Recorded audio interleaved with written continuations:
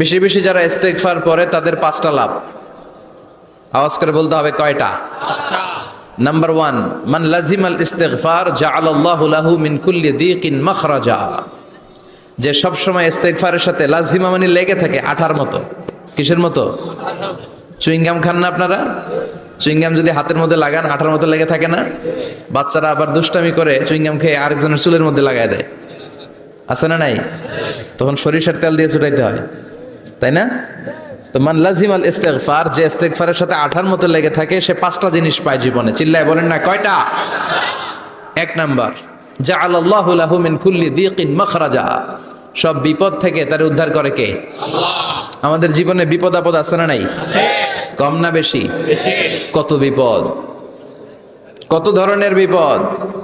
যে কোনো সময় দুর্ঘটনা হতে পারে, রোড অ্যাক্সিডেন্ট, আছে না নাই? আছে। যে কোনো সময় গুম হয়ে যেতে পারেন, আপনারা খুঁজে পাবেন আপনার স্বজনরা। যে কোনো সময় ক্রস ফায়ারের মধ্যে পড়তে পারেন, ঠিক কি না? যে কোনো সময় বজ্রপাতে আপনি নিহত হতে পারেন, ভূমিকম্পের মাঝখানে পড়তে পারেন, দুজন কোবাকবি লাগছে, আপনি মাঝখানে, হইতে পারে না? জাআলাল্লাহু লাহু মিন কুল্লি দীকিন মাখরাজা। এরকম সব ধরনের বিপদ থেকে তারা রক্ষা করবে কে? আল্লাহ। যদি ইস্তেগফারের সাথে আঠার মতো লেগে থাকা যায়। এই হলো নাম্বার 1। নাম্বার 2, ওমিন কুল্লি হাম্মিন ফারাজা।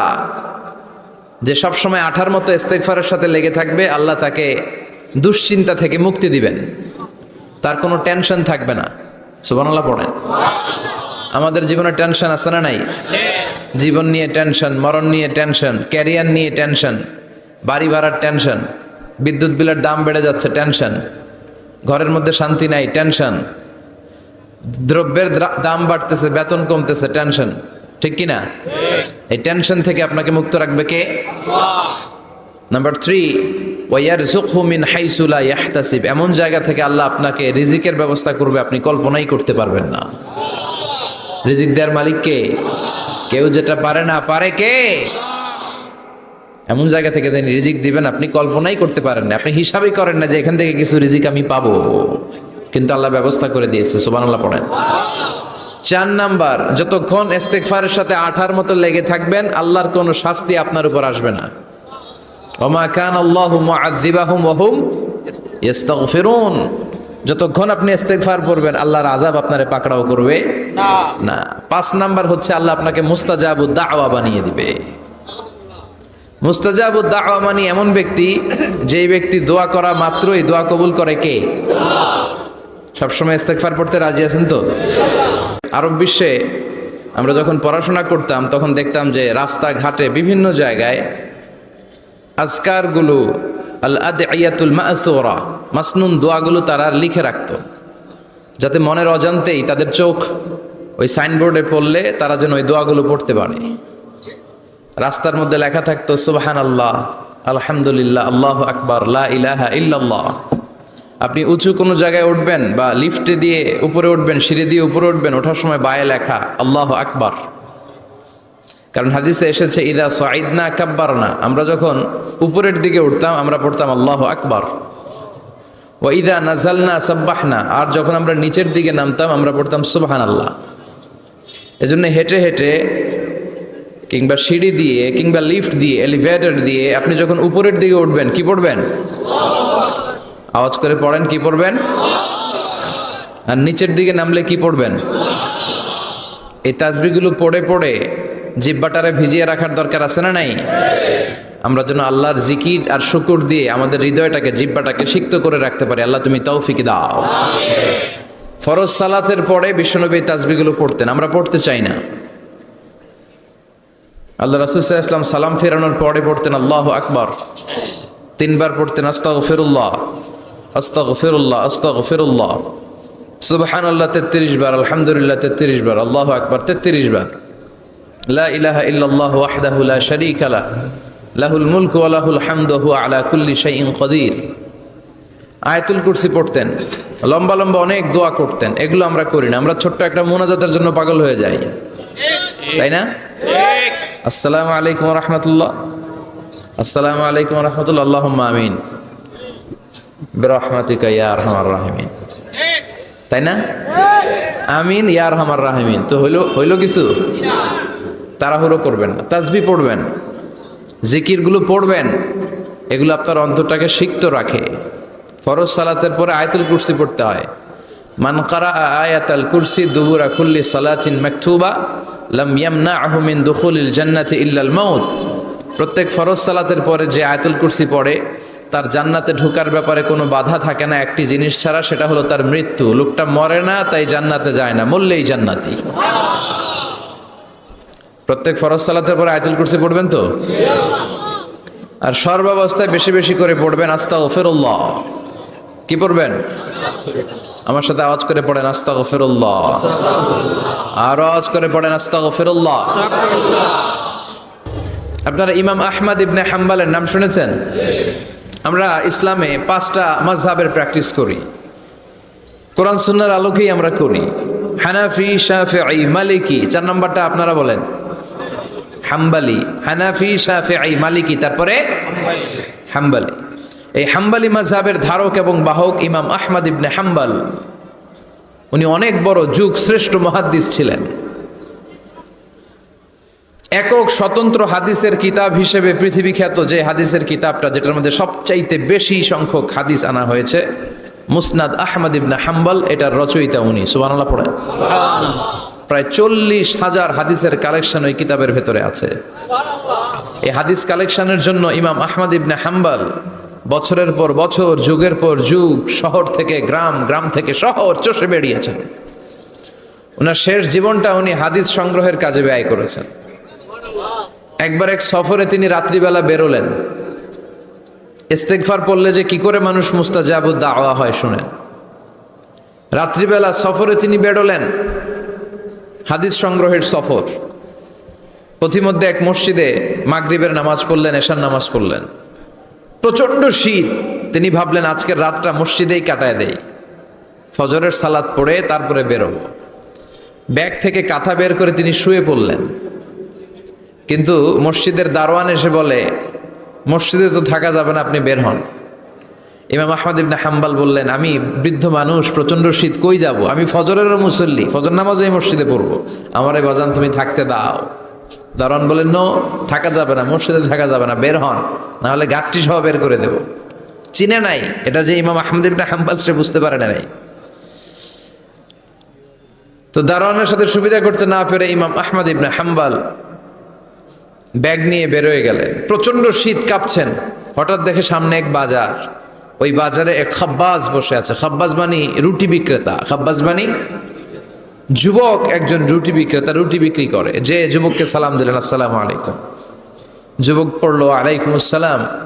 ইমাম আহমদ ইবনে হাম্বল বলল, যুবক, আমি মুসাফির মানুষ, থাকার জায়গা নাই, প্রচন্ড শীত।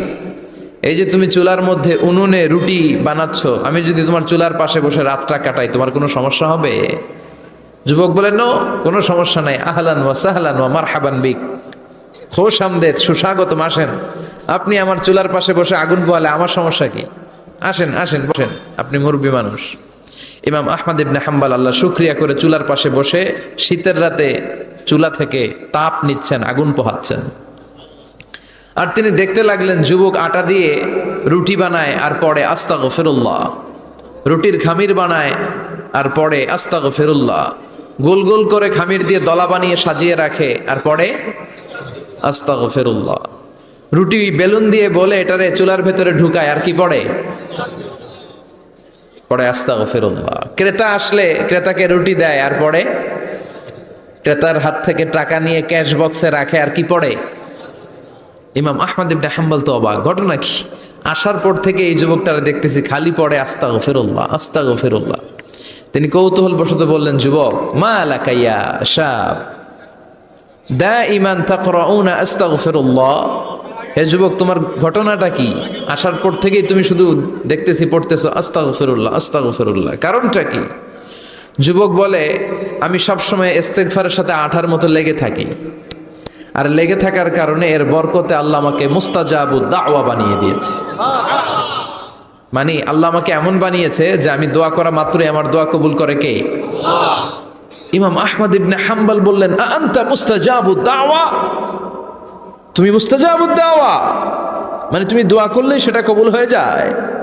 যুবক বলে, নাআম আনা মুস্তাজাবুদ দাওয়া, আমি আমার জীবনে যত দোয়া করেছি সব কবুল করে নিয়েছে কে? আমি মুস্তাজাবুদ দাওয়া। আমি দোয়া করতে দেরি কবুল হতে সেটা দেরি হয় না। তবে আমার পুরো জীবনের সব দোয়া কবুল হলেও একটা দোয়া এখনো কবুল হয় নাই। এটা শুনে ইমাম আহমদ ইবনে হাম্বলের কৌতূহল, কিউরিসিটি আরো বেড়ে গেল। তিনি বললেন, তোমার জীবনে সব দোয়া কবুল হয়েছে, একটা দোয়া কবুল হয় নাই, কি সেই দোয়া আমারে বলো। যুবক বলে, আমার জীবনে যে দোয়াটা কবুল হয় নাই সেটা হচ্ছে, আমি আল্লাহর কাছে দোয়া করে বলেছিলাম, আল্লাহ শুনেছি এই জামানার সবচেয়ে বড় মুহাদ্দিসের নাম হচ্ছে ইমাম আহমদ ইবনে হাম্বল, আমি যেন ওই ইমাম আহমদ ইবনে হাম্বলের কপালে একটা চুমু দিয়ে মরতে পারি, তুমি তৌফিক দিও।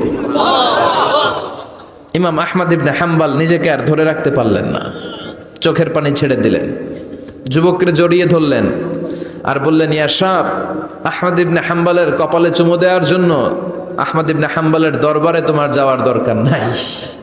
আহমদ ইবনে হাম্বল নিজেই তোমার দরবারে ছুটে এসেছে। আনাল আহমদ ইবনে হাম্বল, আমি নিজেই আহমদ ইবনে হাম্বল। চিল্লায় পড়েন আল্লাহু আকবার। যুবকটি চিৎকার মেরে সাইয়েদনা আহমদ ইবনে হাম্বলকে জড়িয়ে ধরল। আহমদ ইবনে হাম্বলের হাতে হাত রেখে মুসাফা করলো। আহমদ ইবনে হাম্বলের কপালে একটা চুমু এঁকে দিল আর বলল, ইয়া আহমদ ইবনে হাম্বল, এই ইস্তেগফারের কারণে আমার জীবনের সব দোয়াই কবুল হয়ে গিয়েছে। আপনি সব সময় যদি ইস্তেগফারের সাথে লেগে থাকেন, আপনারে মুস্তাজাবুদ দাওয়া বানাবে কে? আল্লাহ। এজন্য অবসরে যখন কোনো কাজ থাকে না, বেশি বেশি ইস্তেগফার পড়া যাবে না? ইস্তেগফারের সাথে আঠার মতো লেগে থাকা যাবে না?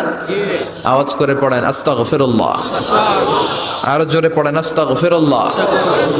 আরো জোরে পড়েন আস্তাগফিরুল্লাহ। খাফিফাতানি আলাল লিসান, দুইটা জিকির আছে জিহ্বা দিয়ে পাতলা, সহজ, চাইলেই করা যায়, কিন্তু সাকিলাতানি ফিল মিজান, মিজানের পাল্লায় অনেক ওজন। আল্লাহ করে বাঁচার উপায় আছে? কথা কন। বিষ্ণু বললেন, মান নুকিশা উযযিবা, আল্লাহ যার বিচার করবেন ওরে ফাটায়া ছাড়বেন, পিটায়া সাইজ করবেন। মান নুকিশা হালাকা, যার বিচার আল্লাহ পাই টু পাই করবেন। নামাজ পড়লি না কেন, রোজা রাখলি না কেন, ইসলাম বিরোধীদের সাথে চললি কেন, ইসলাম বিরোধীদের ভোট দিলি কেন, জিজ্ঞাসা আছে না নাই? অন্যায় করলি কেন, ওজনে কম দিলি কেন, খাদ্যে ভেজাল দিলি কেন, মাছে ফরমালিন দিলি কেন, প্রশ্ন আছে না নাই? মেয়েদের দিকে বারবার তাকাইলি কেন, হিন্দি সিনেমা দেখলি কেন, গাঞ্জার টাকার জন্য মায়ের লাথি মেয়েরা ঘর থেকে বের করে দিলি কেন, প্রশ্ন আছে না নাই? একটার পর একটা যদি এমনি এমনি আল্লাহ ধরে, উত্তর দেওয়ার সুযোগ আছে? কথা কন। আর যদি আল্লাহ বলে, যা তোরে মাফ করে দিলাম, আমাদের আর কিছু লাগবে না, চিল্লায় কোন ঠিক কিনা?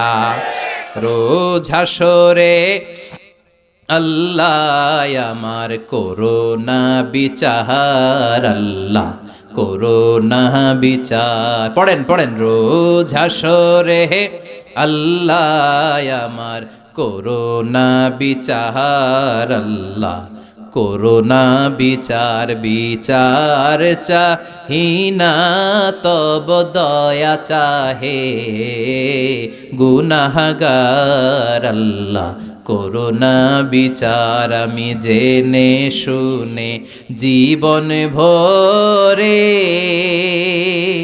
পাপ করেছি পরে পরে, এখন আশা নাই যে যাব তোরে বিচারে তোমার, আল্লাহ করোনা বিচার। পড়েন, রোজ হাসরে আল্লাহ আমার করোনা বিচার, আল্লাহ করোনা বিচার। বলেন আমিন। আল্লাহর বিচার চান নাকি দয়া? জোরে কন। আল্লাহ, আমরা কিশোরগঞ্জের মাহফিল থেকে ঘোষণা দিলাম, কোন বিচার টিচার আমরা চাই না। আমাদের বিচার করো না, আমাদের আমল দিয়ে আমরা জান্নাতে যাওয়ার বড়াই করি না, আমাদের ভরসা তোমার দয়া। ঠিক কি না? ওই কঠিন বিচারের দিন কোনো হিসাব নিকাশ না করে তোমার মুত্তাকিন বান্দাদের সাথে পেছনে পেছনে আমাদেরকে জান্নাতে ঢুকতে দিও। আরো জোরে পড়েন আমিন। তাহলে আল্লাহ বললেন, ফাম্মা মান সাকুলাত মাওয়াজিনু ফাহুয়া ফি আইশাতির রাদিয়াহ, যার মিজানের পাল্লা ভারী হয়ে যাবে তারা আনন্দে থাকবে। মিজানের পাল্লা ভারী করার একটা দোয়া আছে না নাই? শুনবেন, সুবহানাল্লাহি ওয়া বিহামদিহি সুবহানাল্লাহিল আযীম। পড়েন সুবহানাল্লাহি ওয়া বিহামদিহি সুবহানাল্লাহিল আযীম সুবহানাল্লাহি ওয়া বিহামদিহি সুবহানাল্লাহিল আযীম। বিশ্বনবী বললেন কালিমাতান খাফিফাতানি আলাল লিসান, দুইটা জিকির আছে জিহ্বা দিয়ে পাতলা, সহজ, চাইলেই করা যায়, কিন্তু সাকিলাতানি ফিল মিজান, মিজানের পাল্লায় অনেক ওজন। মিজানের পাল্লায় কিন্তু জিহ্বায় অনেক পাতলা। আল্লাহর কাছে বড় প্রিয়, হাবিবাতান ইলার রহমান, আল্লাহর কাছে প্রচন্ড প্রিয়। এক হলো সুবহানাল্লাহি ওয়া বিহামদিহি সুবহানাল্লাহিল আযীম। পড়েন সুবহানাল্লাহি ওয়া বিহামদিহি সুবহানাল্লাহিল আযীম। আল্লাহ কঠিন দিনে আমাদের পাল্লা তুমি সেদিন ভারী করে দিও। চিল্লায় পড়েন না আমিন। এরপর আল্লাহ বললেন ওয়া আম্মা মান খাফফাত মাওয়াজিনু ফা উম্মুহু হাওিয়া ওমা আদরাকা মা হিয়া নারুন হামিয়া। সেদিন যাদের মিজানের পাল্লা হালকা হয়ে যাবে চান্দু, তাদের শুরু হবে ফাইনাল খেলা। কথা কোন? তাদের শুরু হবে কি খেলা? আল্লাহ ওই দলে আমরা নাই, আমরা তোমার দল। কার দল? আমাদের পাল্লা ভারী করবে কে? আমাদেরকে বিজয় দিবে কে? আমাদেরকে জান্নাতের ময়দানে এরকম তাফসীরের ময়দানে বসায় দিবে কে? আল্লাহ বললেন ওয়া আম্মা মান খাফফাত মাওয়াজিনু, যার মিজানের পাল্লা হালকা হয়ে যাবে তাদের খেলা শুরু হবে। কি খেলা? সবাই কোন? আরো জোরে। তাদেরকে কিন্তু ডান হাতে আমলনামা দিবে না, কারণ আমরা হলাম ডানপন্থী, ওরা বামপন্থী, ঠিক কিনা? আমরা কি পন্থী? ডান হাত তোলেন, মুষ্টিবদ্ধ ডান হাতটাকে এরকম করে চিৎকার করে পড়েন লিল্লাহে তাকবীর, লিল্লাহে তাকবীর, লিল্লাহে তাকবীর। চিৎকার করে বলেন আমরা কোন পন্থী? কোন পন্থীরা জান্নাতে ঢুকবে? কোন পন্থীরা নবীর সুপারিশ পাবে? বামপন্থীদের সাথে আমাদের কোনো সম্পর্ক। আমরা ডানপন্থী হয় কবরে যেতে চাই, চিল্লায় বলো ঠিক কিনা? আল্লাহ তুমি আমাদেরকে কবুল করো। আর জোরে পড়েন আমিন। যাদের মিজানের পাল্লা হালকা হয়ে যাবে ওদের ডান হাতে আমলনামা নাই, কোন হাতে? فأما من أوتي كتابه وراء ظهره فسوف يدعو ثبورا ويصلى سعيرا। আর যাদেরকে পেছন থেকে এনে বা হাতে আমলনামা দেয়া হবে ওরা দিবে চিৎকার। দুনিয়াতে মজমাস্তি অনেক করেছে, দুনিয়াতে অনেক অন্যায় করেছে, অনেক জুলুম করেছে, অনেক ইসলামরে বাস দিয়েছে, ঠিক কিনা? অনেক কালিমার বিরোধিতা করেছে, বিশ্বনবীর গালি দিয়েছে, আমার নবীর নামে কার্টুন বানিয়েছে, এরকম ডাকাইত আছে না নাই? ওই দিন তাদের খেলা শুরু হবে। কি খেলা? আরো জোরে বলেন। ফাইনাল খেলা। বা হাতে আমলনামা। আল্লাহ বলবে এই তোর আমলনামা না, এটা আমলনামা। এবার একটু আমলনামা পড়। ইকরা কিতাবাকা কাফা বিনাফসিকাল ইয়াউমা আলাইকা হাসিবা। এই নে তোর আমলনামা। কয় লাগবো না। কি কয়? মুমিনরা কয় আমারটা কই, আমারটা কই, আমারটা দেন। কাফিররা কি বলবে? লাগবে না। আল্লাহ বলবে লাগবে, তুই পড়। পয়রা 100-র মধ্যে তুই একটা নাম্বার দে। কি দে?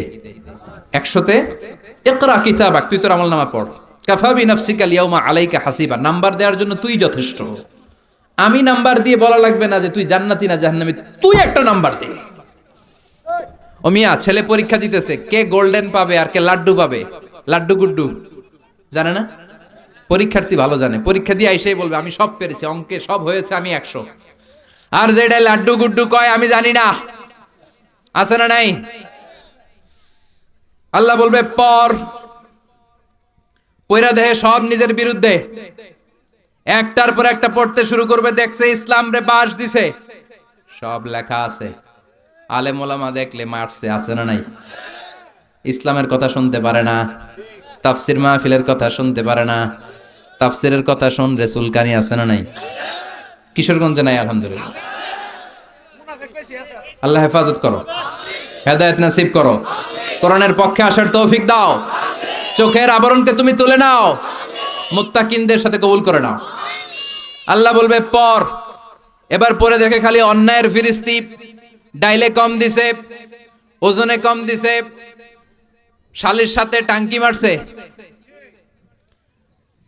পথসভায় হামলা করেছে, ইসলাম বিরোধী রাজনীতি করেছে, ইসলামের সাথে শত্রুতা করেছে, এক প্যাকেট বিরিয়ানির লোভে শাহবাগের মঞ্চে যায় আর নাচানাচি করছে, আছে না নাই? ও কি পড়বে আমলনামা? ওর সবই তো ইসলামের বিরুদ্ধে। আল্লাহ বলবে পর। পরে সে নিজেই বলবে মালি হাযাল কিতাবি লা ইউগাদিরু সগীরাতান ওয়ালা কাবীরাতান ইল্লা আহসাহা। এটা কেমন কিতাব, ছোট্ট একটু ভালো করছিলাম ওইটাও লেখা, সামান্য একটু পাপ করছে ওইটাও লেখা, আপনি মনে মনে একজনের বিরুদ্ধে খারাপ কথা বলছেন ওইটাও লেখা আছে, গালমন্দ করছেন লেখা, সমালোচনা লেখা, ব্যাকবাইটিং লেখা, অন্যের জন্য সামান্য ষড়যন্ত্রের বীজ বপন করেছেন লেখা আছে, সালাম দিয়েছেন লেখা আছে। বাসের মধ্যে যুবক ছেলেরা সিট পেয়েছো, মুরব্বি বসতে পারে নাই, উঠে গেলা, মুরব্বিরে বসতে দিলা, এটা মনে লেখা নাই, সব লেখা সব। কলা খাইয়া কলার সোলকা ফালাইছো, রাস্তার মধ্যে ওই সোলকার মধ্যে পা পিছলে একজনের ঠ্যাং ভাঙছে, ওটা আছে না নাই? তোর ঠ্যাং আল্লাহ ওই দিন ভাঙবে, রাস্তায় ফেললি কেন? চিল্লা এখন ঠিক কিনা? যা করেছেন পাই টু পাই, ওই যে হিসাব দিলাম জাররা, ওই জাররাটাও আল্লাহ ছাড়ে নাই, সুবহানাল্লাহ কোন। এবার বামপন্থীরা একটা ফায়দা লুটবে, ফায়দা লুটার চেষ্টা করবে, ভাববে দুনিয়ায় অনেক মিছা কথা কইছি। কি কইছি? আজকে একটা মিছা কথা কই। কাফেররা বলবে আল্লাহ আমলনামা দিয়েছেন ভালো কথা, কিন্তু এটা তো আমার আমলনামা না, আরেকজনের আমলনামা ভুল করে আল্লাহ আমার কাদের উপর চাপায় দিছে। কত বড় ডাকাত! ফেরেশতারা নাকি ভুল করেছে, আল্লাহর ফেরেশতারা ভুল করে? কথা কন, আরো জোরে বলেন। আল্লাহ বলবে এটা তোর আমলনামা, বামপন্থী বলবে আমার আমলনামা না, আল্লাহ বলবে তোর। কাফের বলবে, আল্লাহ বলবে ইয়েস, কাফের বলবে নো, এটা আমার না, আরেকজনেরটা আমার কাছে চলে আসছে। আল্লাহ বলবেন এটা যে তোর, এটা যদি আমি প্রমাণ করতে পারি। কাফের বলবে আল্লাহ করেন। আল্লাহ বলবে আমার কেরামান কাতিবিন নামে দুজন ফেরেশতা আছে, তোর এখানে যেই কপি আছে আমার কেরামান কাতিবিনের কাছেও আরেকটা কপি আছে না নাই? এটার নাম আল্লাহর ব্যাকআপ ফাইল। কি ফাইল? কম্পিউটারে ব্যাকআপ ফাইল আছে না নাই? কেরামান কাতিবিনা ইয়ালামুনা মা তাফআলুন।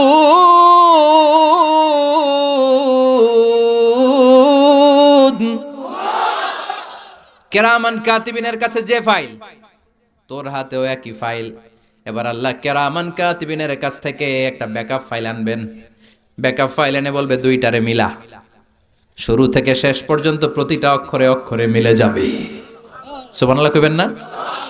উনি তো আহকামুল হাকিমিন, ওমা নবী যাল্লামিন লিল আবিদ, আমার কোন বান্দার উপর 1 ইঞ্চি জুলুম আমি করি না, চিল্লা এখন ঠিক কিনা? পাই টু পাই হিসাব বুঝিয়ে দেওয়ার সেদিন, দ্য ডে অফ অ্যাকাউন্টেবিলিটি, জবাবদিহিতার দিন, আল্লাহর সুপ্রিম কোর্টের কাঠ গড়ায়, সেদিন কথাবার্তা হচ্ছে। দুনিয়াতে যেমনি হয় ওই দিনও হচ্ছে, সবগুলো বিচার আল্লাহ করে ছাড়বেন। যে বিচার দুনিয়াতে হয় নাই ওগুলোর বিচার আছে না নাই? বিচারপতি তুমি বিচারের রায় দিয়েছো, বিচারপতিরও বিচার আছে না নাই? বিচারপতিরও বিচার হবে সেদিন, ঠিক কিনা? আশুরার সময় 2টা রোজা রাখতে বলেছেন, বিশ্বনবী রেখেছিলেন একটা রেখেছিলেন, আর বলেছিলেন আমি যদি আগামী বছর বাঁচি লা আসুমান্না তাসা, 10 তারিখে তো এবার রাখলাম, 10ই মুহররম, আগামী বছর বেঁচে থাকলে 9ই মুহররম রাখবো। কিন্তু এর পরের বছর বিশ্বনবীকে তুলে নিল কে? বিশ্বনবী রাখতে পারে নাই, কিন্তু বিশ্বনবীর চেতনা ছিল রাখার, ঠিক কিনা? বিশ্বনবী এমন নবী যার চেতনাটাও সুন্নাত। আমরা সুন্নাহ বলতে বিশ্বনবীর কথাগুলোকে বুঝি না, বিশ্বনবীর কথাগুলা সুন্নাত, বিশ্বনবীর আদেশগুলা সুন্নাত, বিশ্বনবীর নিষেধগুলা সুন্নাত। হাত্তাল হারাকাত ওয়াস সাকানাত, তিনি যে নড়তেন এটাও সুন্নাত, তিনি না নড়ে চুপ হয়ে যে বসে থাকতেন এটাও সুন্নাত, বিশ্বনবী যে ঘুমাতেন ওইটাও সুন্নাত। আল্লাহু আকবার। এজন্য বিশ্বনবীর সুন্নাহর উপর বেশি বেশি আমল করতে হবে, রাজি আছেন? সুন্নাহ আমল করলে বেদাত বিদুরিত হবে। আল্লাহ সহি সমঝ দান করুক। বিশ্বনবী সোমবারে রোজা রাখতেন। আমাদের অনেক মা বোনেরা রোজা রাখতে চায়, তো রাখতে যে তারা কিছু বেদাত করে ফেলে। যত জায়গায় যতটা সুন্নাহ আছে ওই সুন্নাহ সরায় ফেললে ওই জায়গায় বেদাত ঢুকে, ঠিক কিনা? আমাদের মায়েরা শবে মেরাজের রোজা রাখে। শবে মেরাজের রোজা বলতে শরিয়াতে কোনো রোজা নাই, ঠিক কিনা? বিশ্বনবী যা শিখিয়েছেন তাতে বরকত রহমত বেশি না কম? বিশ্বনবী সোমবার বৃহস্পতিবার রোজা রাখতেন। এজন্য মায়েরা বোনেরা যদি রোজা রাখতে চায় তাদেরকে বলে দিবেন সোম আর বৃহস্পতি রাখবেন। বিশ্বনবী মাসে 3টা স্পেশাল রাখতেন, আইয়ামুল বীদ, 13, 14, 15। মা বোনেরা যদি রাখতে চায় এদেরকে বলে দিবেন তারা যেন এই দিনগুলোতে রাখে। তারপরে বিশ্বনবী সাল্লাল্লাহু আলাইহি ওয়াসাল্লাম রমাদান শেষে যে ঈদুল ফিতর হয়, শাওয়ালের প্রথম দিন আমরা ঈদুল ফিতর সেলিব্রেট করি ওয়ার্ল্ড ওয়াইড। ঈদুল ফিতরের পরে শাওয়ালের বাকি 29 দিনের যে কোনো 6 দিন আপনি 6টা রোজা রাখতে পারেন। বিষ্ণু ইসলাম বলেছেন, মান সামা রমাদানা সুম্মা আতবাআহু সিত্তাম মিন শাওয়াল কানা কাসিয়ামিদ দাহর। রমজানের রোজা রাখার পরে যে শাওয়ালের 6টা রোজা রাখলো, সেজন্য সারা বছর রোজা রাখলো। এগুলো হচ্ছে সুন্নাহসম্মত রোজা, সোম বৃহস্পতি। তারপর জিলহজের প্রথম 10 দিন বিশ্বনবী রোজা রাখতে বলেছেন। আরাফার ময়দানে যেদিন লব্বাইক আল্লাহুম্মা লব্বাইক বলে হাজিরা হজ করে, ওই দিন